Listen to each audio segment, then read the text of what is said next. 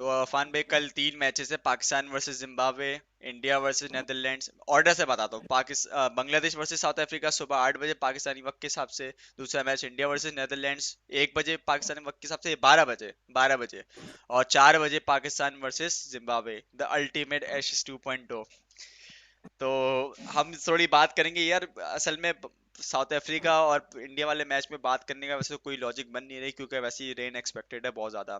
90% तो खैर south Africa वाले मैच में एक्सपेक्टेशन। तो उसमें क्या बात करें, हम देख रहे हैं कि फोरकास्ट बड़ी एक्यूरेट चल रही है, 100%। तो हम लोग थोड़ी बात करते हैं पाकिस्तान वर्सेस जिम्बाब्वे वाली मैच की। तो अब देखा जाए तो पाकिस्तान वर्सेस जिम्बाब्वे एक तरीके से पाकिस्तान के लिए एक नॉकआउट मैच होना चाहिए। इंटेंशन तो आपकी होनी चाहिए कि ऐसा नॉकआउट हम खेलेंगे अब। तो सबसे पहला सवाल मेरा यही बनता है आपसे, तो फिर दोबारा यही पूछूंगा कि भाई कल शाइन को क्या खेलना चाहिए? अगर तो वो पीसीबी वाली वीडियो है जिसमें हारिस रऊफ देख रहे हैं कि रिदम बोल रहे हैं, रिदम पकड़ ला शाइन, तो क्या सिर्फ रिदम की अगर कमी थी तो क्या शाइन को कल खेलना चाहिए? देखें, अब तो जैसे आपने बोला पाकिस्तान के लिए एक नहीं सारे नॉकआउट है। वही सारे ना, हर नॉकआउट है, मैच नॉकआउट गए अब तो। मैच नॉकआउट है। तो शाहीन की बिल्कुल आपने जो वीडियो बोला उसके अलावा भी एक वीडियो ट्रेनिंग सेशन की आई, एक छोटी सी, उसमें भी शाहीन बॉलिंग करते हुए तो नजर आए। तो अब अगर मैच फिटनेस और मैच प्रैक्टिस है तो शाहीन 100% पे मतलब अब खेलते हुए नजर आ रहे हैं इस टूर्नामेंट में। और अगर इंजरी से मतलब अगर हमें यही सपोज करना चाहिए कि इंजरी नहीं है, मैच प्रैक्टिस है, तो मेरे ख्याल से तो फिर पर्थ की पिच भी, और कल जिम्बाब्वे वाला मैच भी, और उसके बाद जो है दूसरा नीदरलैंड वाला मैच भी, कि शाइन के लिए जो है वो बेस्ट आप कह सकते हैं अपॉर्चुनिटीज है to be back into his groove. और वो मतलब इन फास्ट पिचेस के ऊपर वो बॉलिंग करें, बैक ऑफ द लाइन करें। एक और चीज जो हम इंडिया वाले मैच में हमने देखा जिससे हम कह सकते हैं रिदम नहीं था, कि शाइन ने बैक ऑफ द लाइन करने की कोशिश नहीं की, क्योंकि आप जब बैक ऑफ द लाइन करते हैं तो आपकी जोर ज्यादा लगता है, आपको रिदम ज्यादा चाहिए होता है, फुलर बॉल करना आसान होती है। तो back of the line balls करें शाइन, अपने ग्रूव में आए, क्योंकि देखें अब पाकिस्तान को शाइन की नीड है। शाइन आप कह रहे हैं ना कहें, पाकिस्तान को as a fourth bowler Shaheen की नीड है। और वो खेलें न्यू बॉल से पाकिस्तान के लिए ओपनिंग करें बॉलिंग की, और वापस अपने ग्रुप में है। लेकिन तो अगर क्या पाकिस्तान को आपको आगे, फिर लगता है कि शाहीन चला अगर खेल रहे हैं, अगर रिदम हाफ फिट अभी भी देखें, पूरा रिदम अगर नहीं आता, तो क्या आप कुछ फिर 4 बॉलरिंग ऑप्शंस आज रखने चाहिए in terms of fast bowling? लेकिन वो तो आउट ऑफ क्वेश्चन है ना। अब आपको हर मैच फोर फास्ट बॉलर के साथ खेलना है। अगर ये नहीं होता तो फिर तो मतलब फिर तो मैं कुछ बोल ही नहीं सकता। ये तो मतलब अब आप समझ लें, आपने तो जितना ऑस्ट्रेलिया में देखें, आपने सवाल चार ये नहीं मैचेस, है कि 4 फास्ट बॉलर्स अगर खेल रहे हैं, सवाल ये है फिर रिप्लेस किसको करेंगे? क्या नवाज को रेस्ट रिप्लेस, देना चाहिए, या शादाब नहीं को नहीं रेस्ट किस देना बात चाहिए, कर, या किस फिर बात कर रहे हो हैदर यार। या आसिफ में से रेस्ट देना चाहिए? हैदर या आसिफ में हैदर भी नहीं, आसिफ जाएंगे। हैदर अगर जाएंगे तो फखर के लिए जाएंगे। सही। हैदर फखर के लिए जाएंगे और आपके आसिफ जाएंगे। नवाज और शादाब का तो क्वेश्चन ही नहीं बनता। इसके दो रीजन है। एक तो रीजन ये है कि नवाज और शादाब ने बैटिंग में भी आउट परफॉर्म करा हुआ है आसिफ को रिसेंटली। शादाब को तो खैर छोड़ ही दे, शादाब को तो मैं, आप नवाज की बात करें तो नवाज की नवाज की बात कर रहा हूँ बैटिंग, स्पेसिफिकली। नवाज की batting performances are much superior than Asif. मतलब बहुत फर्क है बैटिंग परफॉर्मेंसेज में रिसेंट में। तो कोई क्वेश्चन ही नहीं बनता। और ऊपर से अगर आपको किसी वक्त आपको ऐसा लगा कि यार फास्ट बॉलर, देखिए इसमें ये भी रीजन है, सिर्फ ये रीजन नहीं है कि स्पिनर पिट रहे हो तो चौथा फास्ट बॉलर हो। अगर आप इस टैग के साथ जाते हैं तो एक और रीजन भी है, चार फास्ट बॉलर में से एक फास्ट बॉलर पिट रहा हो तो आप क्या स्पिनर हो उसके कवर करने के लिए। इसको दोनों आप पॉइंट ऑफ व्यू से देख सकते हैं, कि कभी आप 16 ओवर्स फास्ट बॉलर से भी हो सकता है ना डलवा पाए। आपको सिडनी में ऐसी पिच मिल जाए जहाँ आप फील करें या फास्ट बॉलर तो ज्यादा पिट रहे हैं, तो आके नवाज खेल रहा है, शादाब खेल रहा है, इफ्तिखार खेल रहा है, तो आप जो है 8 ओवर स्पिन से वहां पे करवा दें। तो इससे जो है आपके बॉलिंग ऑप्शंस बेसिकली बढ़ जाते हैं। तो नवाज और शादाब तो मतलब वो तो आपकी इंटेग्रल पार्ट है मेरे हिसाब से मैच विनर्स आपके। और हैदर अगर रिप्लेस करेंगे तो फखर करेंगे हैदर को रिप्लेस। और अगर और अगले मैच में जो है आसिफ की मेरी नजर में तो बिल्कुल भी जगह नहीं बनती है। मतलब उसका रीजन सिर्फ ये भी नहीं है आसिफ ने रन नहीं करे, उसका दूसरा रीजन ये भी है कि जिस तरीके से आसिफ शॉर्ट बॉल पे आउट हुए ना, जिस मतलब जो और इम्प्रेशन यहाँ भी है तो बाउंस उनका। एक्सपेक्टेड है भाई। और अगर आपकी वीकनेस ही बाउंस है, तब तो आप फिर अपना खात यहाँ तो बस्तर एरन बोरिया बनाओ जाओ। फिंच से नहीं खेला जा रहा था बाउंस, यहाँ पे बाउंस और पेस। ये तो इतनी तेज विकेट है, उनके अपने प्लेयर से नहीं खेला गया। One of the worst T20 innings उन्होंने बैट कैरी करा उसमें। तो एरन फिंच से नहीं खेला जा रहा, तो वो आसिफ अली तो फिर कैसे खेला जाएगा उनसे। तो कहने का मकसद यही है कि अब जो आपका कॉम्बिनेशन बनेगा वो यही बनेगा कि आप जो है 4 फास्ट बॉलर्स के साथ जाएंगे विद 2 स्पिनिंग, बल्कि 3 स्पिनिंग ऑप्शन ऑलराउंडर्स आपके होंगे।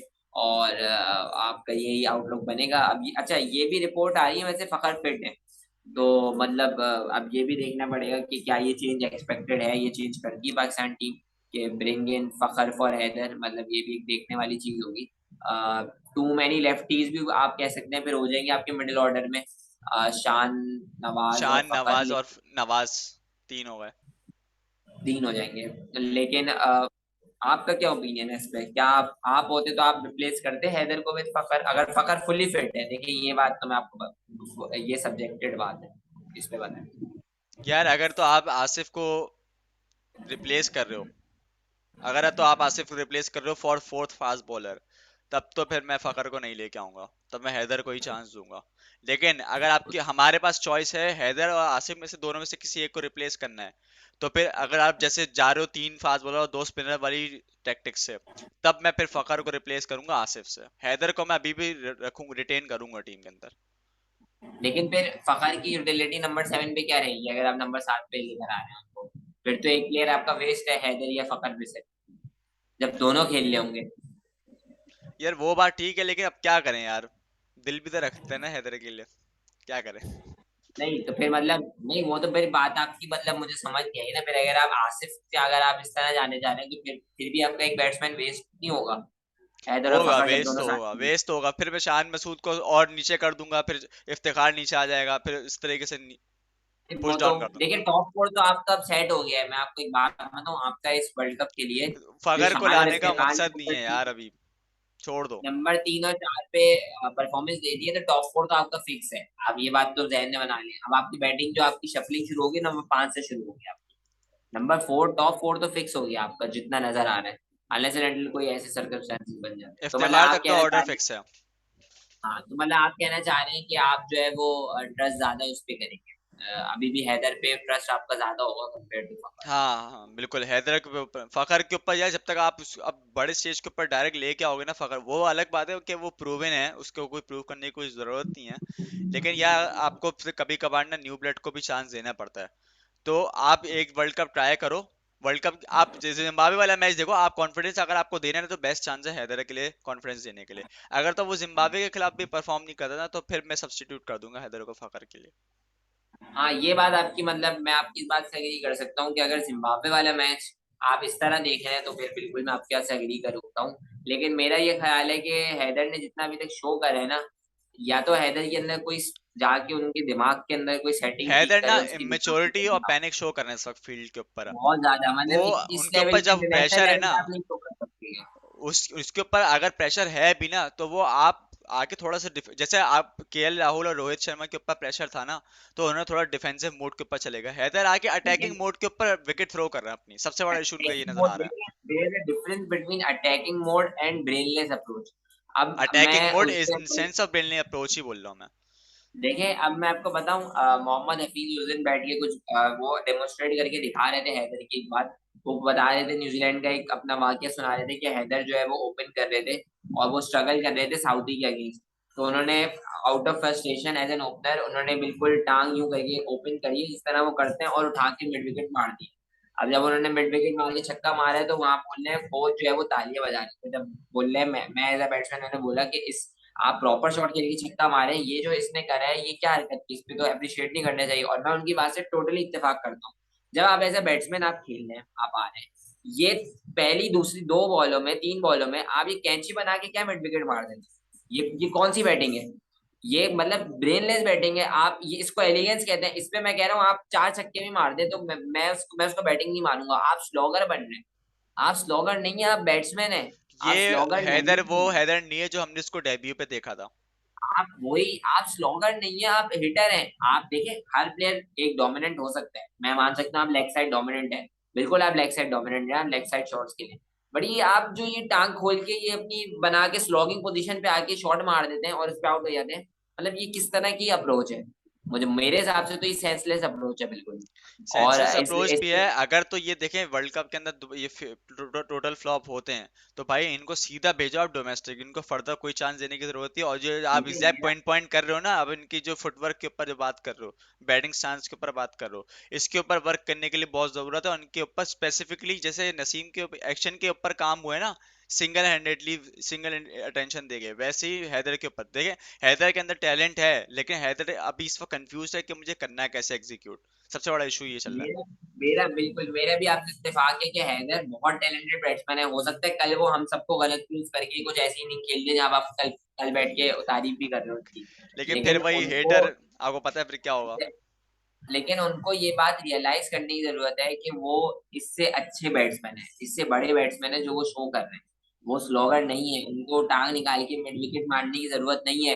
वो उसी बॉल को स्क्वायर लेग भी मार सकते हैं, उसी बॉल पे कट भी मार सकते हैं, फुल भी मार सकते हैं, डाउन द ग्राउंड भी मार सकते हैं।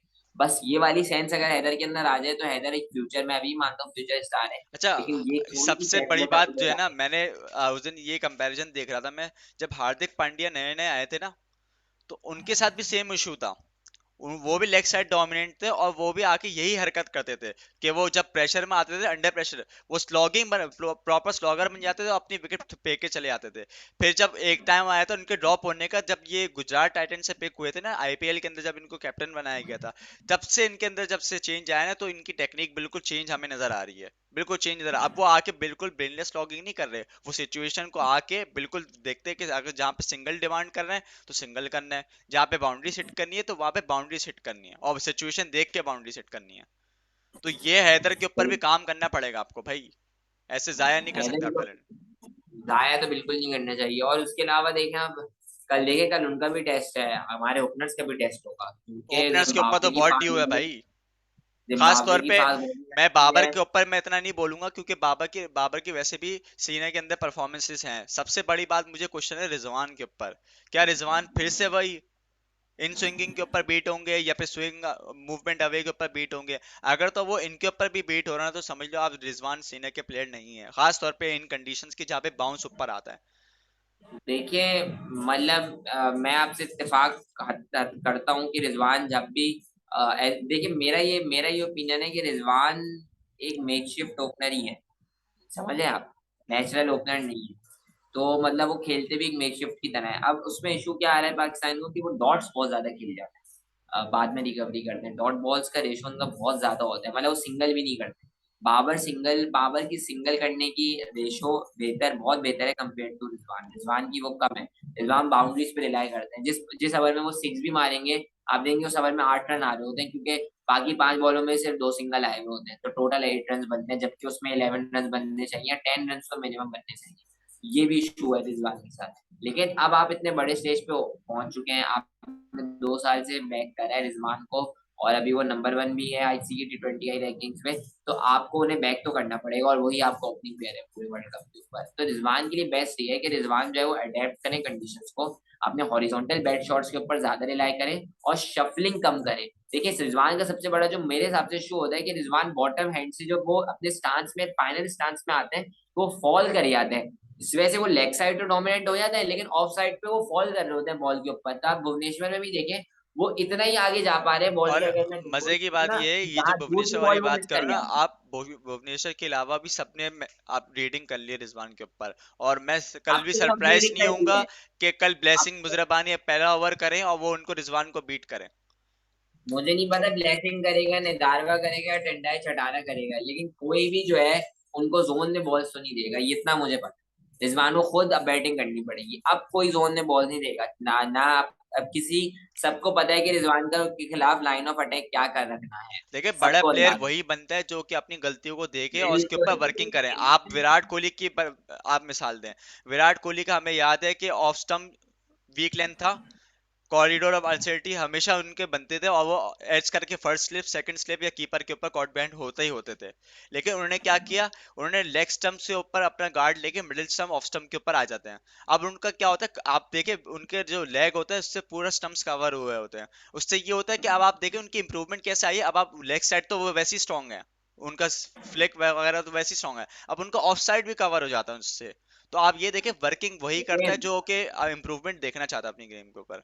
गुड टू ग्रेट प्लेयर का जो डिफरेंस होता है ना वो यही होता है, टैलेंट दोनों में होता है, लेकिन आप इनिशियल पीक के बाद जब लोग आपको पहचान जाते हैं कि आप ये हैं, अच्छा, आप उसके बाद अपनी रैप को और कायम कैसे रखते हैं और बढ़ाते कैसे हैं, वो ही डिफरेंस होता है गुड टू ग्रेट प्लेयर में। जो अच्छे प्लेयर होंगे वो अपने आप को वहीं तक रह जाएंगे और एक मीडियोकर प्लेयर रह के करियर गुजार देंगे, और जो ग्रेट प्लेयर्स होंगे वो उससे बाहर आएंगे, उसको ओवरकम करेंगे और स्ट्रांग आएंगे। और आप मतलब इनविंसिबल, मतलब मैं मतलब इसमें मैं आपको एक और एग्जांपल दूं, हमारे भी एक प्लेयर है, अब तो मतलब कह सकता हूँ कि परफॉर्मेंसेस पे सवालिया निशान है। अजहर अली की मैं एक एग्जांपल मेरे दिमाग में आई जैसे आपने बात करा। अजहर अली के साथ भी एक इशू था कि वो ना एलबीडब्ल्यू होने लगे थे, ये मैं तब बात कर रहा हूँ जब अजहर अली अपने पीक में थे 2014-15 की, वो हमेशा क्रॉस आते थे और लाइन अप हो जाते थे और सीधा एलबीडब्ल्यू खाते थे, वो सीधा वो स्टंप पे लग रही होती थी बॉल, वो अपील होती थी, सीधा आउट होते थे, हर बॉलर ने उनको कर लिया था, इनको स्टंप पे इन स्विंग मारते रहो, ये टांग टांग प्लांट करेंगे। फिर अजहर अली ने, आपको याद हो इंग्लैंड सीरीज में अपना स्टांस चेंज करा था, वो जो है वो लेग स्टंप गार्ड लेके वो पूरा ऑफ छोड़ देते थे और वो टांग ही नहीं निकाल लेते अपनी, ऐसा लग रहा था अजहर अली को कोई आउट ही नहीं कर सकता। एकदम से उन्होंने ऐसा कमबैक करा था कि अजहर अली को कोई आउट नहीं कर सकता, उन्होंने 136 मार दिए थे इंग्लैंड में। सिमिलर यूनुस खान के साथ भी हमने केस देखा था, तो यूनुस खान एकदम से जो है वो बॉल के खिलाफ जंप कर रहे थे, ये कर रहे थे, लेकिन फिर उन्होंने कमबैक करा और डबल सेंचुरी मार दी। तो अच्छे प्लेयर्स वही होते हैं जो अपनी वीकनेसेस को ओवरकम करें। तो रिजवान के लिए भी एक टेस्ट है कि देखिए रिजवान को सबने रीड कर लिया, अब आपको कोई बहुत ही मतलब बॉलर अंडर प्रेशर होगा या बॉलर मिस्टेक करेगा तो आपको आपके जोन में बॉल्स देगा, वो आपको लेग स्टंप मिडिल की बॉल देगा या पीछे गुड लाइन पे देगा कि आपको उठा के मार दें या फ्लिक कर दें, या जो आपके स्ट्रॉन्ग जोन है उस पे दे दे आपको। अब आप बॉलर, आप ये समझ लें आपके खिलाफ लाइन ऑफ अटैक होगा, fifth stump, six stump, even seven stump तक चले आएगा वो, क्योंकि कट के आप लिए रूम नहीं आप बनेगा। मिसाल देखो ना, आउट अर्शदीप ने आउट उनको कैसे प्रॉपरली सेटअप किया। अर्शदीप ने एक अंदर, एक बाहर, फिर सीधा शॉर्ट बॉल, एक आप ये देखे, एक हवा में भी खड़ी हो गई थी जो कि बच गई थी बिल्कुल मिड बिल्कुल। मिड के बाद, लेकिन उन्होंने फिर चौथी बॉल की बाउंसर सीधा पीछे।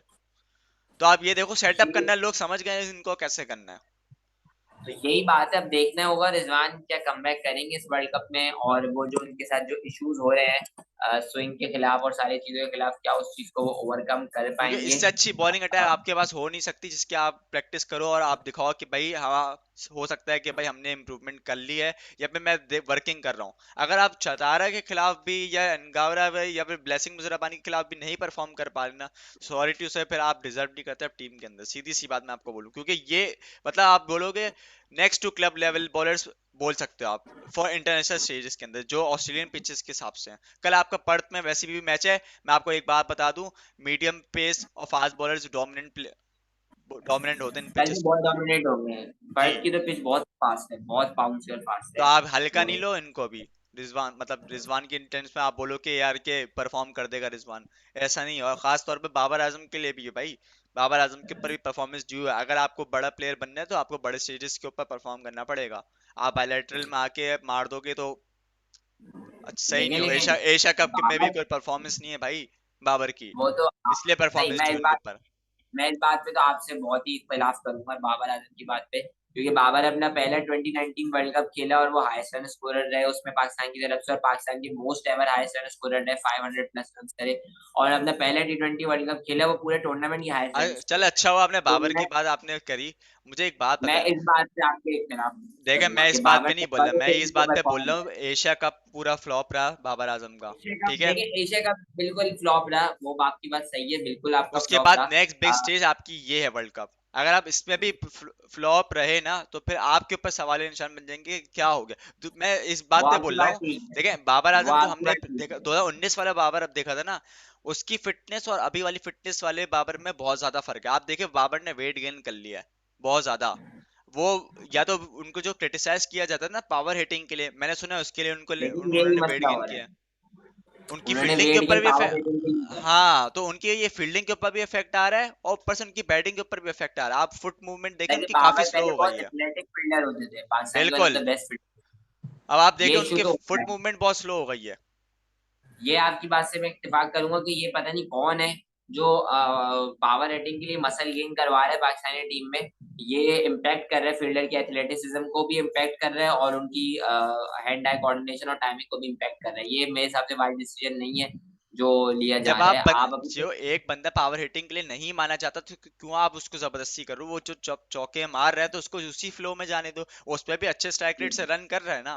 बाबर की अच्छी इनिंग्स जो है वो उसी फेज में आई है जब बाबर हिटिंग के लिए नहीं जा रहे थे। आ, आप अगर दो सेंचुरीज निकाल लें उसके बाद से, लेकिन मेरे हिसाब से 2020 से पहले का जो बाबर की T20 आई में परफॉर्मेंसेस थी वो बहुत अच्छी थी। साउथ अफ्रीका में उन्होंने दो दो नॉक्स 90s वाली जो खेली थी वो एक्सेप्शनल नॉक्स थी, और उसके अलावा भी बाबर की परफॉर्मेंस ज्यादा तो अच्छी ये थी। तो क्या आपके पास बाबर मतलब आप अपने अवाम के अंडर प्रेशर में आ रहे हैं क्या आप कि बटलर आप? बिल्कुल देखिए, असल में मसला ये है ना, हर कोई अभी आप देखें हर कोई कंपैरिजन निकालने बैठेगा, इसने इतने छक्के मारे, इसने इतने छक्के मारे हैं, लोग इम्पैक्ट नहीं देख रहे, लोग छक्के देख रहे हैं। तो तो ये मैं चीज यही जो है बोल रहा हूँ, अब तो क्या आप लोग अपना सेल्फ स्टीम इतना लो कर लेते हैं कि आप लोगों की बातों में आके आप पावर रेटिंग शुरू कर दोगे? क्या हाँ, आप अपना ये नेशनल गेम भूल जाओगे? ये आपका ये पॉइंट आपके कुछ हद कोचेस तक, क्या कर रहे हैं फिर?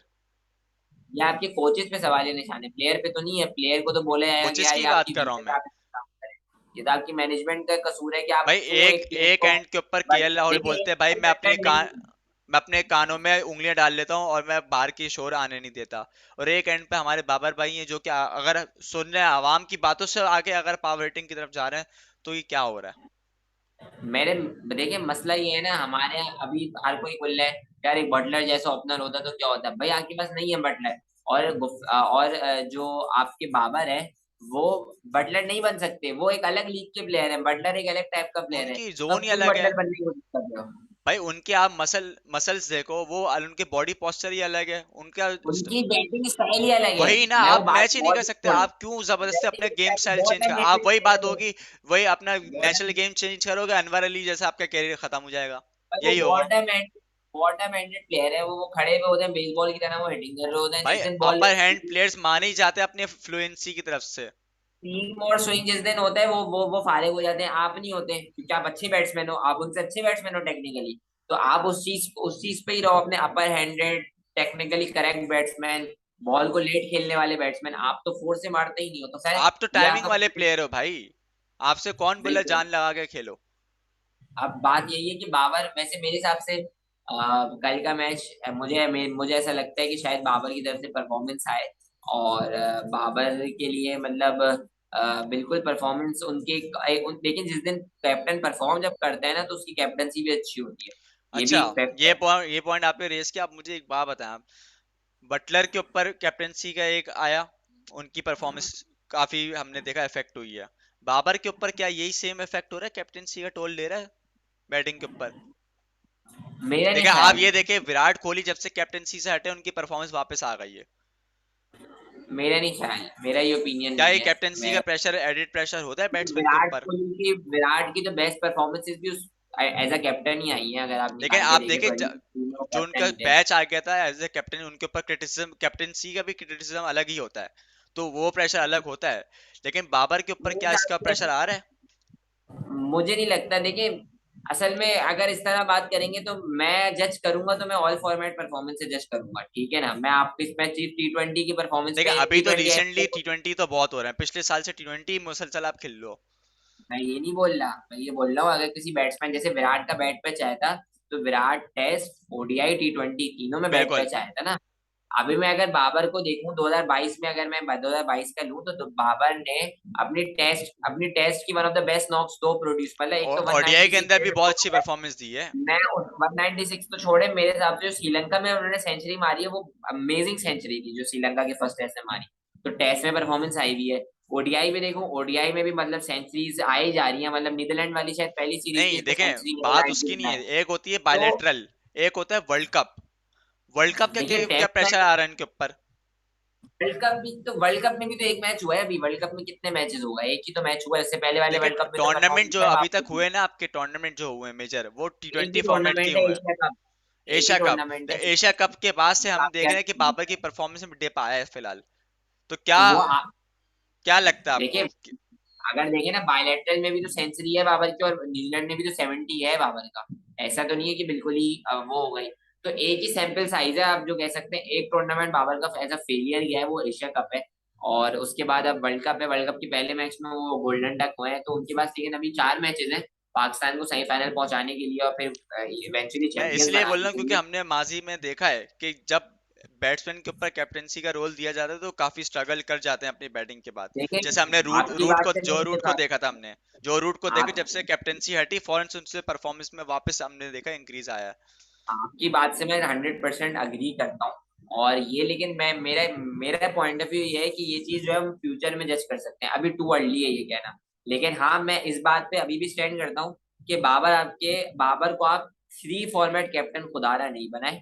एटलीस्ट उनसे एक फॉर्मेट तो ले लें उनसे। उसका रीजन ये नहीं है कि बाबर से ले लें आप, उसका रीजन ये है कि बाबर को थोड़ा सा जो है वो माइंड फ्री करें उसका। बिल्कुल। थोड़ा सा एक तो कोचिंग दें आपको तीनों उसको कि वो फॉर्मेट्स में अपनी, एक्सपेक्टेशन भी कर रहे हो कि वो बैटिंग में परफॉर्मेंस देंगे, बिल्कुल, ऊपर से बैटिंग में तीनों भी आप उस फॉर्मेट पे में रिलाय कर कैप्टेंसी में भी सकते आप हैं, कैप्टन भी। तो। बिल्कुल। तो मेरा ये, लेकिन अभी देखें, अभी तो हमें बैक करना है उसे क्योंकि वो टीम लेके गया हुआ है। वर्ल्ड कप के बाद ये चीज कंक्लूड की जा सकती है कि हाँ आप चाहे T20 आई में या टेस्ट में, लेकिन आप असल में इशू ये भी तो है, पाकिस्तान के प्लेयर्स भी तो रेडी नहीं है। आपके पास जो रेडीमेड प्रोडक्ट थी सरफराज एज अ कैप्टन, उसको आपने टीम से निकाल दिया किस ना कुछ करके। तो अब आपके पास कोई बैकअप कैप्टन नहीं है। इमाद उस वक्त वाइस कैप्टन थे, इमाद भी टीम में नहीं है। तो रिजवान आपके पास है कोई तो बैकअप। पीएसएल जितवाया ना रिजवान, उसने। देखिए रिजवान अगर कैप्टन बनेंगे तो फिर अगर ये होता है तो फिर उस पर कुछ और बात करेंगे उस वक्त। लेकिन अभी के लिए यही है कि बाबर को जो है अभी चले फोकस करना खैर, है कल इसकी की बात परफॉर्मेंस करें, पे बाबर की तो क्योंकि बहुत बात हो गई। अब मुझे ये बताएं कल सिकंदर रजा का क्या रोल होगा भाई। बड़ा क्रूशल रोल खेलते नजर आ रहा है आपको?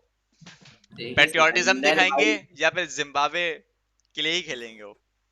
देखिए सिकंदर भाई जो है आजकल जो है वो फुल ऑन चल रहे हैं फॉर्म सिकंदर ऑफ भाई इस जो है लाइफ ना। में है भाई फिलहाल तो। फॉर्म ऑफ हिज लाइफ में फुल ऑन है वो आजकल। और वो देख नहीं रहे सामने कौन ओपोनेंट आ रहा है, वो बॉलिंग बैटिंग दोनों में जो है ना वो फुल जोर दिखा रहे हैं अपने। तो सिकंदर भाई उनके लिए मतलब मेरे हिसाब से रिलाय करेंगे जिम्बाब्वे सिकंदर भाई की बैटिंग के ऊपर। क्योंकि जिम्बाब्वे की बैटिंग बहुत वल्नरेबल सी लग रही है मुझे। बॉलिंग उनकी अच्छी है, बैटिंग वल्नरेबल है। और मतलब और पाकिस्तान खास तौर पे चाहे, मुझे लगता है कि वो पेस से स्ट्रगल करेंगे, जहां तक मुझे लगता है। खास मतलब तौर पे मेरा हारिस रऊफ के ओपिनियन है, पेस पे, क्योंकि उनको मेरा आइडिया नहीं ओपिनियन है होगा 150 145 खेलने की। अगर अगर पाकिस्तान मतलब अब अगर पाकिस्तान ट्राई करे तो अंडर 120 भी इनको बंडल आउट कर सकती है बैटिंग में। लेकिन इसमें जो एक हर्डल होगी वो सिकंदर रजा ही हो सकती है पाकिस्तान के लिए, ये मेरा ओपिनियन लेकिन फिर आप है। और चौथे फास्ट बॉलर की बात कर रहे हो आप, तो चौथे फास्ट बॉलर आपकी नजर में कौन खेलेगा फिर? हसनैन खेलेगा या धानी एक खेलेगा? धानी कहाँ से आ गए धानी तो अच्छा रिजर्व में? रिजर्व में, सॉरी, हाँ Wasim junior, sorry Wasim junior. Wasim ही खेलेगा ना, हसनैन कैसे खेल सकता है? हसनैन को बैटिंग थोड़ी आती है। वसीम जूनियर को बैटिंग का एडवांटेज और डेथ ओवर बॉलिंग का एडवांटेज है। आपको न्यू बॉल बॉलर तो चाहिए नहीं, सबसे पहली बात।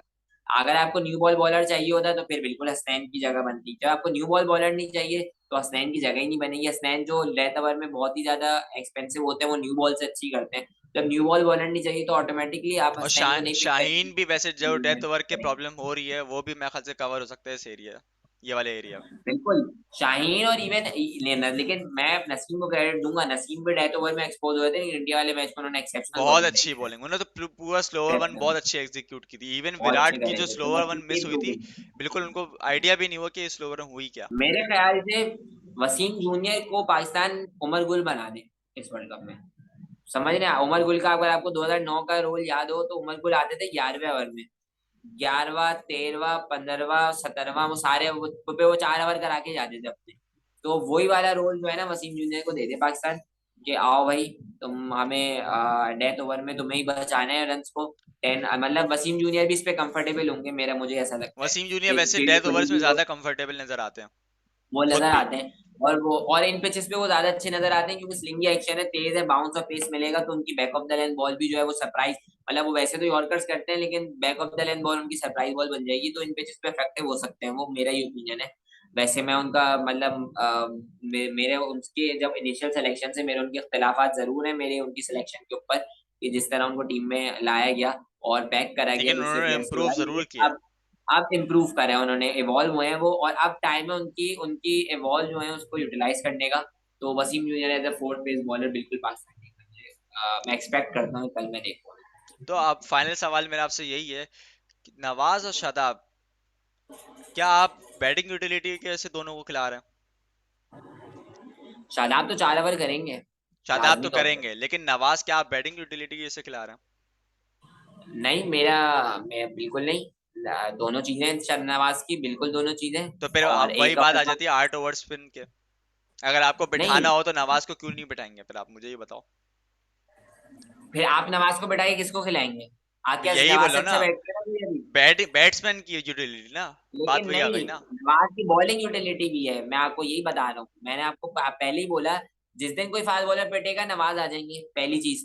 दूसरी चीज, किसी दिन भी आपसे मिसजज हुआ कि यार पिच में जरा से भी स्पिन के लिए असिस्टेंस है, नवाज 4 ओवर कर जाएंगे उस दिन। वो तो लेकिन आप जाके देखिए। फॉर एग्जाम्पल अगर आप कल पर्थ में खेलना है, ठीक है, तो पर्थ के अंदर आपको तो पता ही है बाउंसी विकेट है और फास्ट बॉलर्स और मीडियम बॉलर्स को असिस्ट करेगी, तो क्या आप फिर नवाज को बिठाएंगे? तो नहीं, नवाज को बिठाने का सवाल पैदा नहीं होता ना, तो कि नवाज से अच्छा बैट्समैन भी नहीं है, नवाज तो से बात अच्छा वही आ फील्डर भी गई ना, नहीं है। बात घुमा फिरा के बैटिंग, बात बैटिंग का जो हमारा इशू है। देखिए, बैटिंग का इशू नहीं, वो तो सिलेक्शन का इशू है, बैटिंग का इशू नहीं है, वो सिलेक्शन का इशू है। लेकिन वही आज 10 सिलेक्शन कोई से तो लड़का बैटिंग छोड़ दे। इशू वही हो गया ना। लेकिन नवाज अभी एक प्रॉपर बैट्समैन बन चुके हैं, आप इस बात को एडमिट कर लें। नवाज एक प्रॉपर बैट्समैन बन चुके हैं, और वो हमारे लिए बहुत यूटिलिटी वाले बैट्समैन बन चुके हैं। नवाज का जो इशू आ रहा है, वो जब उनको असिस्टेंस नहीं मिलती पिच से, तो नवाज बहुत पिटते हैं। तो नवाज आपके इन पिचेस जहाँ पे असिस्टेंस आपको पता ही नहीं मिल रही, वहां आपको एज अ फिक्स बॉलर नहीं खेल सकते वो। लेकिन वो गुड इनफ प्लेयर है कि वो फिर भी प्लेइंग 11 में खेलें, क्योंकि उनकी बैटिंग परफॉर्मेंस बहुत अच्छी है। हाँ, बात ये, अगर बैटिंग परफॉर्मेंसेस नहीं आ रही होती तो बिल्कुल मैं आपकी बात से एग्री करता कि नवाज को बैठना चाहिए, लेकिन जिस तरह से उन्होंने बैटिंग में आपको कंसिस्टेंटली फाइनल जितवा दी, इंडिया वाला मैच जितवा दिया, तो नवाज एज ए बैट्समैन खेलेंगे। और जहां भी टीम को लगा कि यार अब जरूरत है हमें, कि नहीं यार लेफ्ट आर्म स्पिनर चाहिए, इवन शादाब पिट गए 2 ओवर में, हो सकता है शादाब को 20 पड़ी है, तो वो स्पिन के 4 ओवर करने हैं, तो 2 ओवर नवाज करा देंगे, और हो सकता है उनसे अच्छे करा दे। और प्योर अक्षर जिम्बाब्वे पटेल, वाली टीम भी देखता अक्षर हूँ। पटेल वाला रोल है इनका इस वक्त, प्योर। अक्षर पटेल से तो बहुत ऊपर के प्लेयर है, अक्षर पटेल से कंपेयर अक्षर नहीं करें पटेल आप। से बैटिंग के अंदर नहीं, बहुत ऊपर प्लेयर है। बैटिंग के अंदर भी अक्षर अक्षर को उन्होंने जडेजा बनाने की कोशिश की, नाकाम, फेलियर था वो उसका। तो रन आउट हो गए ना बेवकूफ यार। बना है। नहीं, वो वैसे भी आउट हो जाते हैं वो, बल्कि मुझे तो दुख है वो रन आउट हो गए। अगर अक्षर 10 ओवर तक 12 ओवर तक खेल जाते ना, तो वो पाकिस्तान के लिए मैच बना देते वो जब अगर ये हार्दिक नहीं भी है, आते, वो 3 छक्के नहीं पड़ते। उनकी अगर आप किस्मत चल गई। स्पिनर के ओवर अक्षर पे निकाल लेते ना, तो मैच बन गया था आपका इजी। चले खैर, तो ये तो इस बात पे तो बाद में बात करेंगे। तो जाते तो वो जाते तो बस आप छोड़ ये बताएं देते कल हैं। की प्रिडिक्शन कर दें। पहला match south Africa versus Bangladesh, अगर मैच होते हैं पूरे, और भाई देखिए, पूरा मैच गिवन होता है दैट पूरा। 20 ओवर्स होते हैं सबके, हाँ, 20 ओवर मैच होता है तो साउथ अफ्रीका, इंडिया, पाकिस्तान। अगर 20 ओवर से मैच रिड्यूस हुआ साउथ अफ्रीका वो तो बांग्लादेश फिर का, तो कुछ भी नहीं बोल 50-50 हो सकते ना, जाएगा। कुछ भी नहीं बोल वो फिर सकते। नहीं पता। 8-9 ओवर के मैच में कोई प्रिडिक्शन नहीं कर सकते भाई हम। वो इवन नीदरलैंड भी इंडिया को हरा सकता है, जिम्बाब्वे भी पाकिस्तान को हरा सकता है 8 ओवर के मैं मैच में। मैं थोड़ा सा वाइल्ड कार्ड खेलूंगा, मैं बोलूंगा साउथ अफ्रीका, नेदरलैंड्स और पाकिस्तान अपसेट हाँ होता नजर चलिए, आ रहा है मुझे। आप कर लेंगे, आप कर लेंगे। ये भी कर इंशाल्लाह। लेंगे, प्रॉपर चले, कर फिर लेंगे नेक्स्ट आप वीडियो इसे। में मिलते हैं। तब तक के लिए गुड बाय, टेक केयर।